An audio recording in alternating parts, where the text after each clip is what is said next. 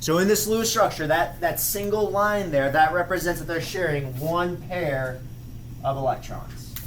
The symbol there, that's representing the atom. So then a double bond would be this. That's where they're sharing. There's two lines, and that represents them sharing two pairs of electrons. And oh man, what do you think a triple bond would be? And you don't see it there, but that would be like, I can show you an example. Would be like two nitrogen atoms. They form a triple bond with each other, and that means they're sharing three pairs of electrons. So a triple bond is three pairs. So, you know, I don't think it's a crazy concept. Just know the lines represents a bond. And the last thing are lone pairs. So these would be your lone pairs, like these dots right there. And these lone pairs represent unbonded valence electrons. So valence electrons are the electrons on the very outermost shell of the atom, the outermost electrons. Unbonded means they're not involved in a bond. So the kind of the name of it, that kind of sort of implies what it does. Any questions about this? Again, you don't have to be able to draw these, but just be able to interpret it. Yep. Oh, sure. Each atom other than hydrogen has 8 valence electrons. We've talked about this a couple of different times. It's called the octet rule. So, like if I draw, let me draw, let's say, fluorine, the Bohr model of fluorine. Fluorine's in the second row of the periodic table. So it's going to have 2 electrons in the first shell, and it has 7 valence electrons. The octet rule, octa meaning 8, is saying that fluorine and your other atoms, they typically want to have 8 valence electrons. That's why fluorine forms that -1 anion, because it wants to gain that one more electron. And if it gains 1 electron, it would have a -1 charge. That's what that's trying to say there. So, there you go. Applying the octet rule, the reason why oxygen has 2 pairs of, like if you count the electrons here, there's 2 electrons here. 1, 2, 3, 4, 5, 6, 7, 8. That'd be 8 electrons that goes. This last bullet point is more important if like I make you draw these Lewis structures. But since you don't have to draw it, you just need to interpret it. So like I could ask you a question like, how many bonds does carbon make? Sure. 4, right? So you got 1 bond, 2 bonds, and then 3, 4, and that's a double bond. So just being able to interpret. How many lone pairs are on the oxygen atom? Middle? 2. There are 4 like electrons there, but pairs and like they come in 2, so there's 2 pairs. All right. So applying that, here's like some kind of some practice problems that again like questions you would kind of see me ask you. So for example, if you're looking at, this is like they call it the Lewis dot structure of oxygen. So this is showing all the valence electrons of oxygen. So if I ask you how many, how many valence electrons are there with this like Lewis dot structure, you would say 6 because there's 1, 2, 3, 4, 5, 6. Of those 6, how many lone pairs are there? 2. Yep. 1, 2. If they're like together. So like the fact that they're paired up together, that would be a lone pair. Okay. A lot of this is kind of something of a review. So like another question I can ask is, all right, in this molecule, what is the total number of valence electrons? So what you would do is, like obviously it's 12 because it says it right there. How you know it's 12 is 1, 2, 3, 4, 5, 6, 7, 8. And remember, in a bond, there's 2 electrons. So there would be 4 electrons represented in those bonds. So 9, 10, 11, 12. Okay? So that's a guarantee you a type of question you would see on this next test. I would show you a molecule, how many valence electrons are there, and the tricky part is remembering that there are 2 for each bond. Each line represents 2 electrons. Okay? The word resonance structure, that isn't, you don't need to know that word.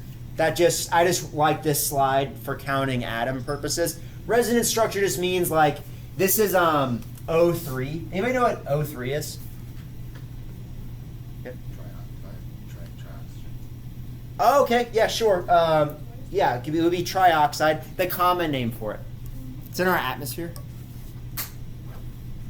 Protects us from some of the UV rays of the sun. Ozone. Yeah, O3 is ozone. Anyways, ozone can alternate between having a double bond here and a double bond there. They call that a resonance structure. It oscillates between these 2 structures. Anyways, the point of me having this picture there is just more practice on counting the valence electrons. So there's 18 valence electrons because you have 1, 2, 3, 4, 5, 6, 7, 8, 9, 10, 11, 12, 13, 14, 15, 16, 17, 18. Okay, thank you. So there you go. All right, now that's how you would interpret Lewis structures. So now that's kind of our foundation for learning about molecular geometry, because the molecular geometry of different molecules depends on the number of valence electrons that are in the structure. So some of the 5 basic structures I want you to know are the ones you would fill in on your notes, the ones with the red boxes. There are some other structures, but I just want you to know these 5.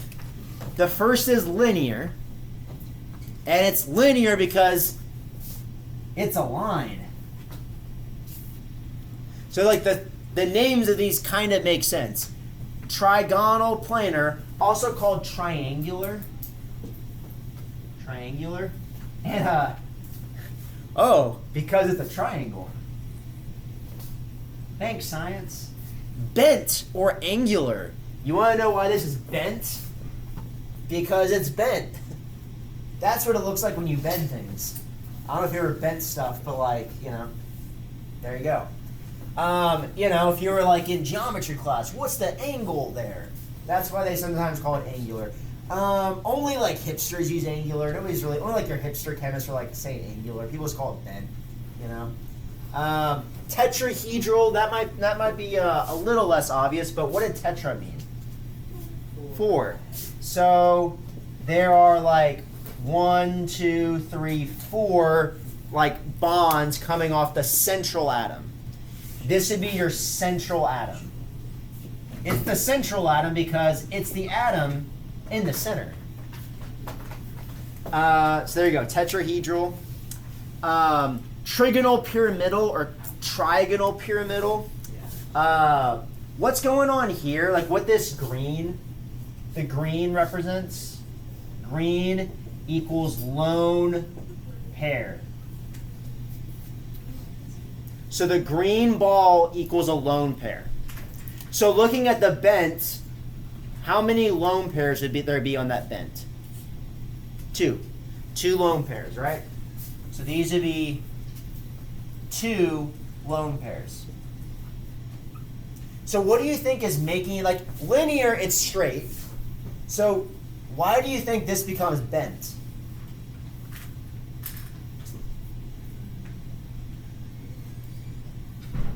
Think about this. These are representing, this is a bond right there, and that represents an electron, an electron. That's an electron, an electron. Lone pairs are made up of pairs of electrons. So why would that be bent?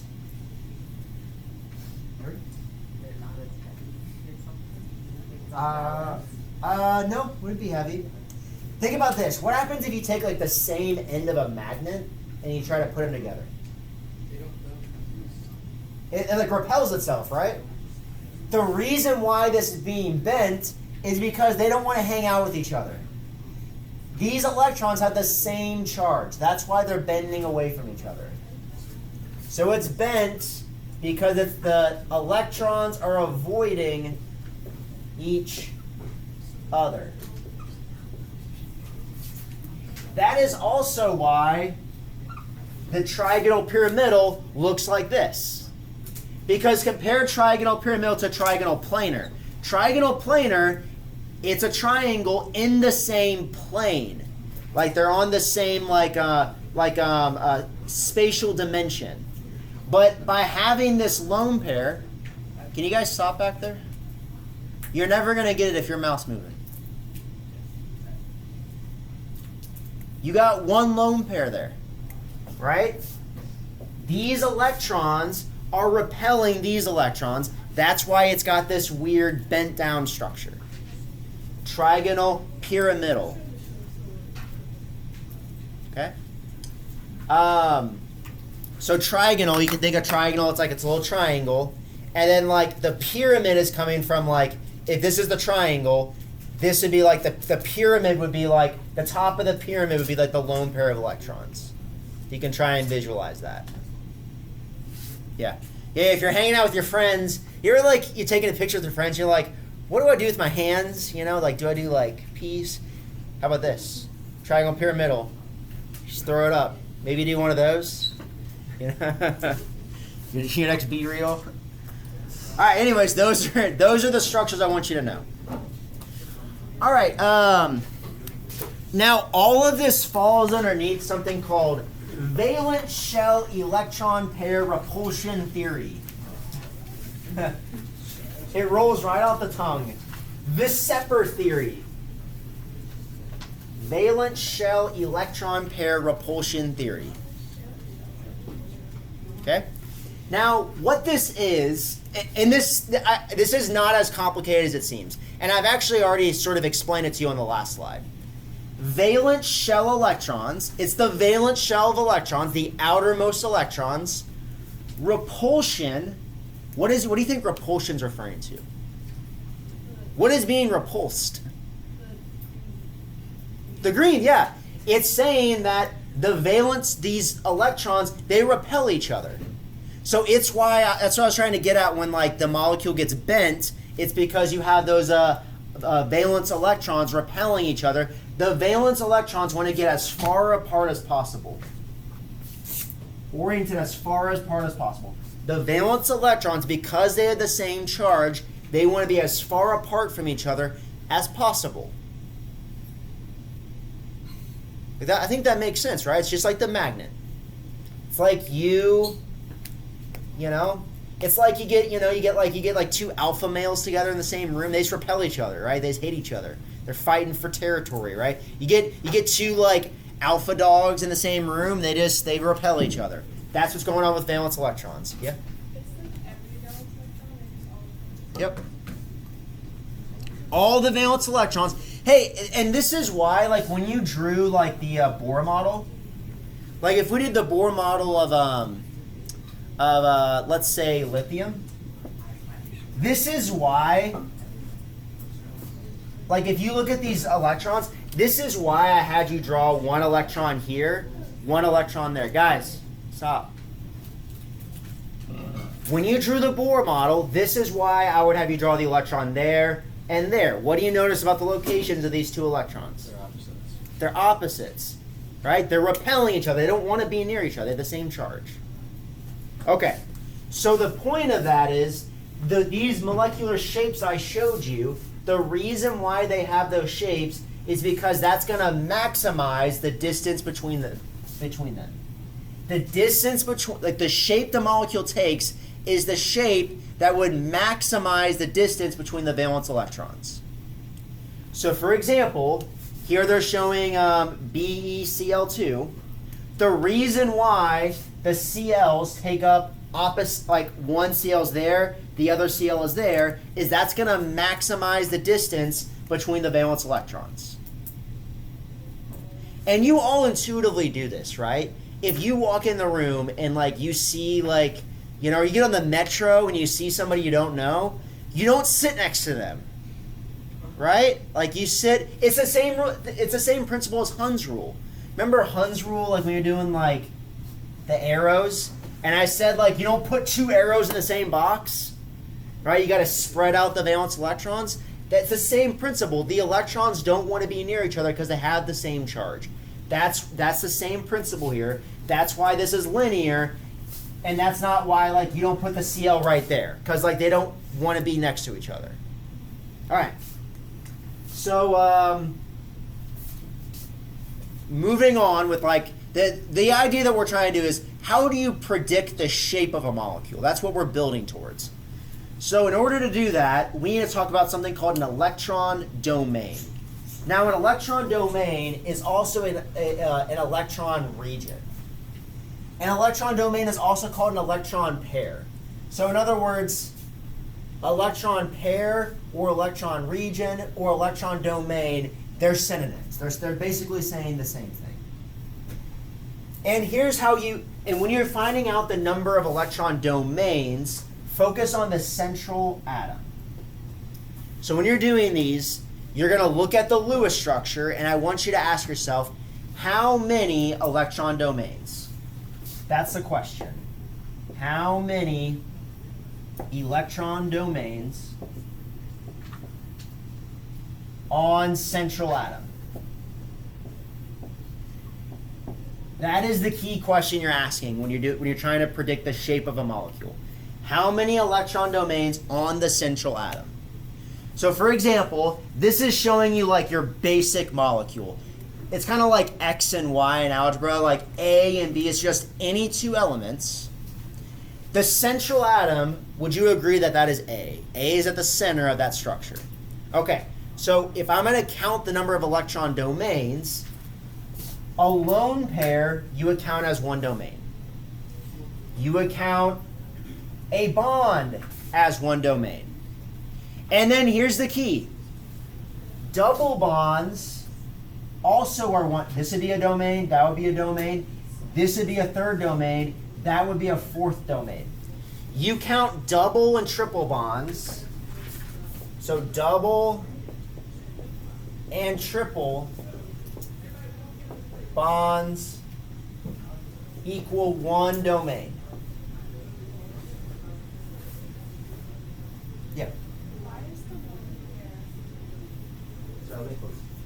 Why is the what? Why is the lone pair under the A? Why is that a domain?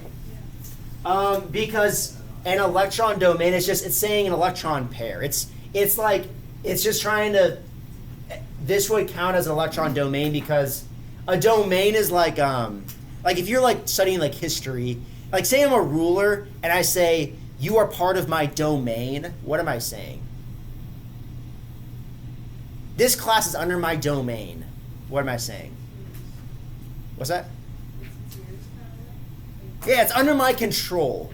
So the reason why this lone pair counts as an electron domain is if you focus on the center atom, these are the electrons under the domain of that central atom. The electrons under the control of the central atom. That's what you're counting. Okay? Now, I'm going to say this again because it's really important. This is where people get tripped up. Double and triple bonds count as one. So I counted this double bond as just one domain. I didn't count it as two domains. Okay? All right, let's keep moving forward with this. This slide right here, this is like, if you can understand this slide, this is basically like when you're working, I'm going to keep this slide up here. This slide kind of brings everything together. So, starting from the left, the number of electron pairs, and remember I said electron pairs equals electron domains. Okay? And this is focusing on the center atom. So how you interpret this chart is we're looking at a general like molecule here, like ABA. How I know that this is linear, I would look at, I gotta count the number of electron domains. So I look here, ABA, it has two bonds right? 1, 2 bonds. Now, 0 of those, there is no lone pairs.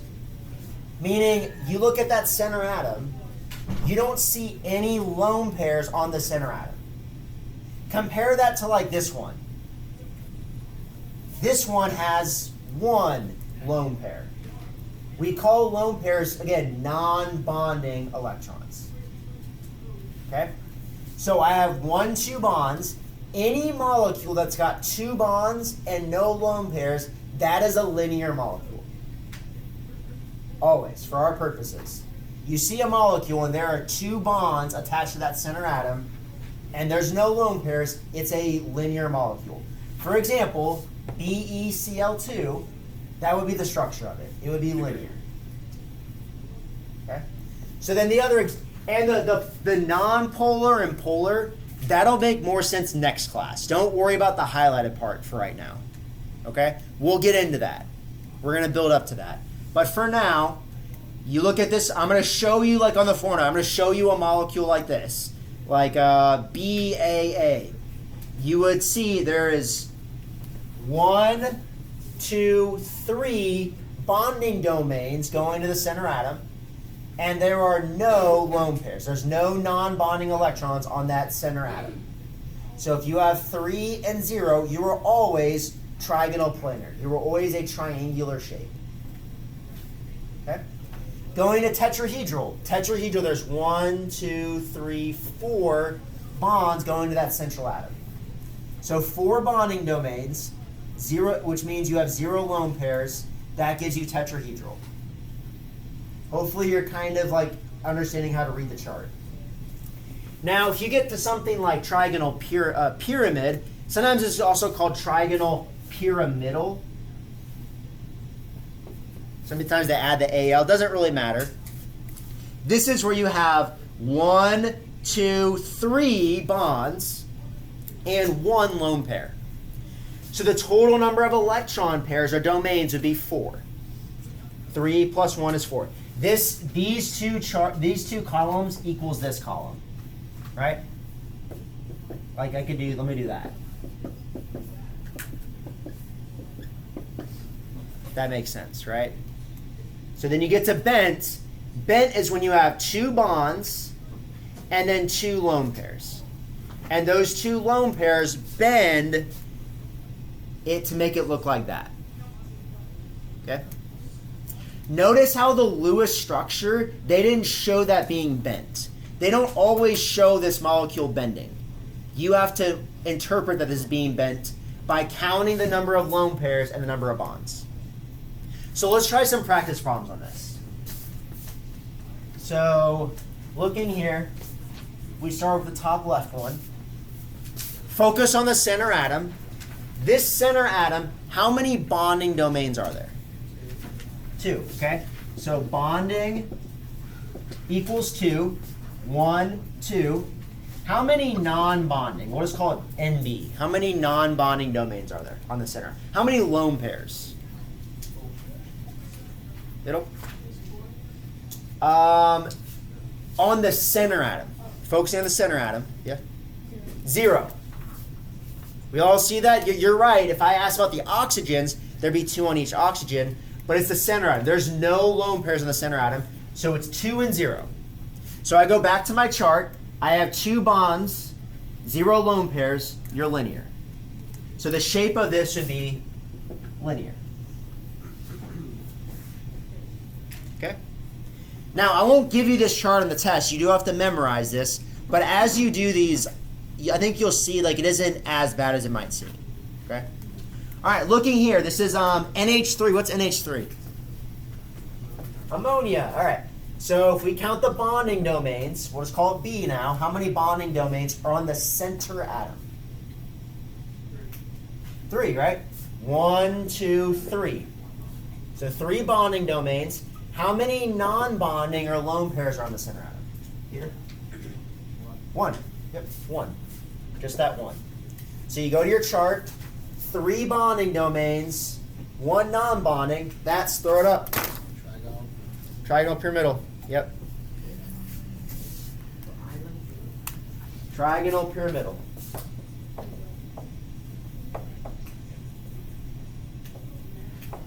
All right, let's do two more. So here, how many bonding domains are there? Look on the center atom. How many on the center atom? How many bonding domains? 3, right? 1, 2, 3. How many non-bonding domains are there? Look at that set. How many lone pairs, non-bonding electrons are there? 0. Okay. So if you have 3 and 0, you are triangular or trigonal planar. You okay? It's because you focus on the center atom. Non-bonding on the center atom. It's all about the center atom. Make sure you get that in your head. 'Cause that's where people get tripped up a lot. They start focusing on the peripheral atoms. Yeah? Maybe the fourth example, didn't you? Oh, you have a different one? Yeah. Oh. We have water. Yeah, we have different. Oh, I know why. Okay. Yeah. I'll change it. I'll draw it differently. I know why. I remember why I changed it. Thank you. The trigonal, planar, or triangular. And the one, yeah, so ignore this. Yours is water. Okay? So how many bonding domains are there? 2. 1, 2. How many non-bonding domains are there? How many lone pairs? 2. 1, 2. So you go to your chart. 2 bonding, where are we? 2 bonding domains, 2 lone pairs. You are bent, or V-shaped, or angular. For our purposes, like for the formative, just say bent. Okay. Is there any questions about this? Okay. How come that one was replaced? Oh, because this has 1 lone pair, 2 bonding, 1 lone pair, and I don't have that as an option. It still is bent, but I just want to make it simpler. So there you go. All right, I'm going to leave this table up here. So you got a formative. It's really just, basically the formative is what we just did at the end there. Counting the bonding, counting the non-bonding, and then using the chart to predict the structure. Okay? Let me pause this.